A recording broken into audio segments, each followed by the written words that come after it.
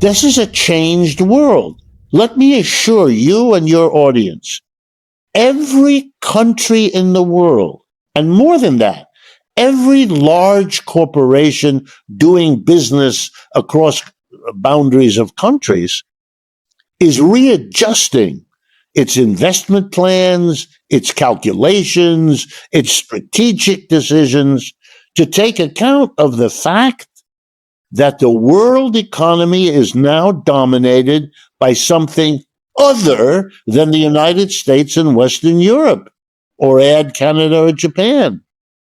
And you're not going to change that. You're not going to stop that any more than you could. The British Empire tried to stop the Americans from having their empire. History's pretty clear. Once a new center of economic gravity forms, the incumbent power can slow it, but rarely stop it. Britain couldn't cage a surging United States after 1870, and Washington can't bottle up today's emerging Eurasian bloc.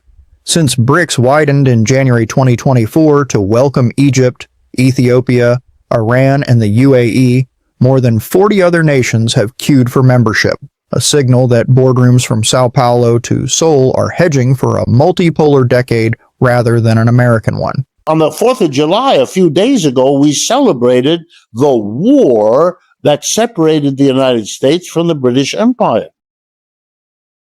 And then in 1812, we had another war, same issue. After that, the British gave up. They couldn't do it. And the United States rode. The British tried. Even in the middle of the Civil War, they toyed with taking the side of the South against the North. But it was too late. They didn't want the United States to flourish, but it did. Today, Mr. Trump doesn't want the Chinese to flourish. Americans haven't wanted them for many years. It doesn't work. It never has. And I don't even want to raise the question of what does it mean, the United States playing as its major role in the world, holding back the economic development of the world. Wow. You really want to be in that position? You really want a generation of people around the world understanding what your government is trying to do? This is taking short-sightedness to a whole new level. When you try to hold 4 billion people back, you don't halt progress, you redirect it. Trade routes like the India-Middle East-Europe corridor and yuan-settled oil contracts in the Gulf are workarounds born of this very short-sightedness. Once nations find alternatives, they rarely return to the old pipeline. The United States is the world's largest debtor and the second most important creditor of the United States is the People's Republic of China. Xi Jinping. That dependence cuts both ways. As of June 2025, Washington's interest bill is already north of $900 billion a year, money that could modernize bridges at home, but instead services debt held by Beijing and others. And you know, if you're a debtor, you have to pay interest. So the United States has to pay interest to China because it owes China currently in the neighborhood of $750 billion.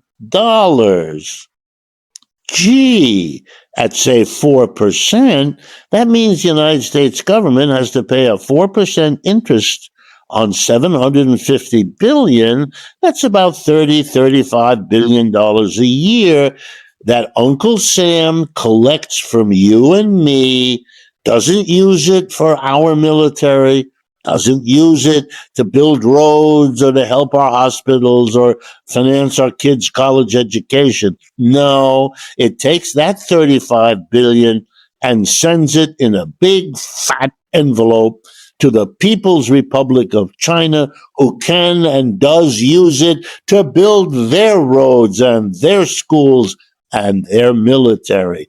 And if you didn't know that, that's because you live in a country that can't handle the truth of its own economic system. Propaganda isn't just what's added, it's what's left out.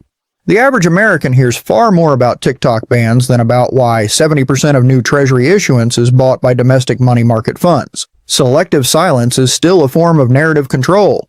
It can't tell its people what's going on in a fair and balanced way. Our culture is corrupted above all by advertising. Remember what the advertiser's job is, to tell you everything good about whoever the client of the advertiser is, and to hide from you everything that's bad. That makes communication the equivalent of lying. Exactly. And the market eventually punishes bad information. When investors can't trust official data, they demand a premium to lend. You see it today in the widening spread between U.S. Treasuries and high-grade European debt despite comparable credit ratings. Trust once lost is costly to buy back. Are we in what really should be a post-sanction era where sanctions just simply don't work if the point is to coerce another country into doing something we want? Look at the 2024 oil price cap. Russian crude still found buyers via India and shadow fleets, while Western refiners paid higher premiums. Sanctions that don't alter behavior but raise global prices end up taxing allies more than adversaries. Well, they never worked with Russia and China, who have been the most sanctioned. Even when the word sanction wasn't used, they were subjected to all kinds of discrimination, let's call them that. And those discriminations were hurtful to them. That's true. Irritated them. That's true. They want them lifted. That's true. And they had costs attached to them that they had to bear. All of that is true. But here comes the non-advertising mentality. That's one side of the ledger. What the damage is that sanctions can do. But here's the other side of the ledger. People who are affected, businesses, individuals, politicians, by sanctions, immediately go to work to get around the sanctions. The sanctions are a problem. If you're a businessman or woman, you know that problems in your business arise all the time. That entrepreneurial mindset explains why parallel payment rails from India's RuPay to China's CIPS have mushroomed. Each new hurdle simply funds the next workaround, much like water finding the easiest downhill path. Sometimes from places you understand and you anticipated, but often from places you had not thought were a problem, and then they become a problem. And that's part of what it means to run a business. You're constantly having to recognize and cope with problems. All that sanctions ever did was represent a problem. So, for example, if Russia wants to sell oil to a country, and the United States threatens that country with consequences if they buy the oil, all right, now let's see. One option, send the oil to a third country, take it out of one ship, put it in another ship, and then the oil is registered as coming to the country in question from some third country that has no problem with the United States for now, right? If the United States figure this out and then applies the sanction to the next country, they keep going to another country. Every time they do that, there are costs involved. It's a pain in the neck. You have to, bribe officials. You have to pay extra storage costs. They don't want it, but they know how to get around it. And the oil is a basic necessity, so they're going to do it. Here's a second. You come up with a way of disguising it. That it looks like it's a ship full of grain. It isn't. It's got a layer of grain, and underneath it is the oil. I could go on and on. There's a catalog of them, but there's lots of literature, articles, and books that are available to anyone who seriously wants to understand this, to let them know that sanctions have a very hard time ever having the effect that they're supposed to have. Cuba is still governed by the Castros' successors after 6 decades of U.S. embargo. If anything, isolation bred self-reliance and Latin American goodwill. Economics teaches us when price signals get distorted, systems adapt in unexpected, often resilient ways. The United States has completely embargoed Cuba, right? Since 1961. That's more than half a century. Has it overthrown the Castro government? No, it hasn't. Did it succeed, therefore? No, it didn't. One of the most recent countries to join the BRICS, you guessed it, Cuba. Right? So there's lots of examples where they don't work, but it's worse. One of the things that the sanctions teach is what that merchant told you in Hong Kong. You want to get out from the risk of the United States, either under Trump or under God knows who comes after Trump, who might decide to use this or that economic weapon. The way to handle that is to cut the United States out of your international transactions. If you have a choice between selling whatever your country produces to the United States, or maybe instead to Europe, or sell it to the other one, don't sell it to the United States. Even sell it at a bit lower price, because that will come back to bless you, because the Americans can't do anything, and these other people aren't behaving that way. And until others do, you're going to. And now here's the biggest one of all.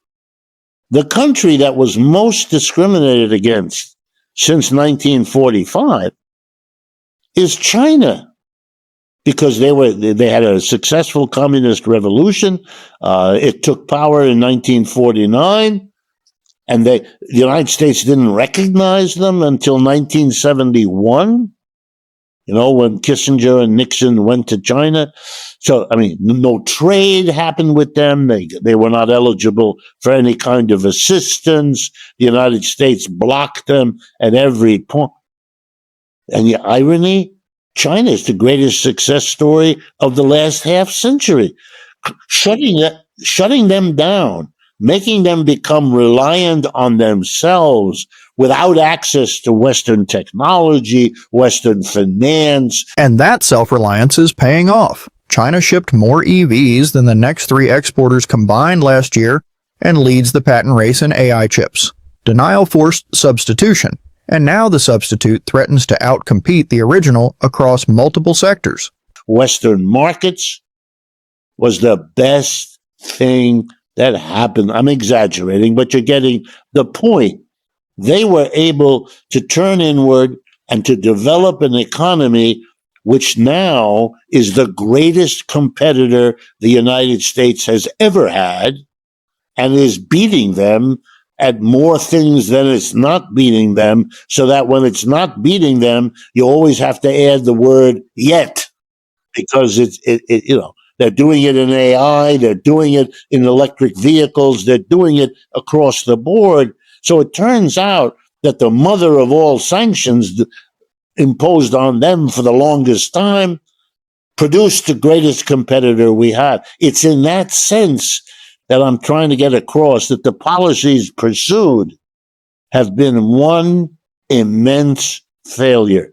They may have given the United States empire a few more decades before it passes from the scene. But it hasn't stopped the process, it hasn't reversed the process, and it shows absolutely no sign of being able to do that in the future. Richard's final point lands hard. Empires fade when they ignore feedback. The U.S. can still thrive, but only by competing on innovation, fiscal discipline, and genuine partnership, rather than by trying to kneecap rivals through sanctions or financial blockades. The bill for attempting to police the globe is showing up in record interest costs at home and accelerating alignment abroad. Sustainable influence isn't imposed, it's earned, one mutually beneficial deal at a time. The sooner policymakers absorb that, the healthier the transition will be.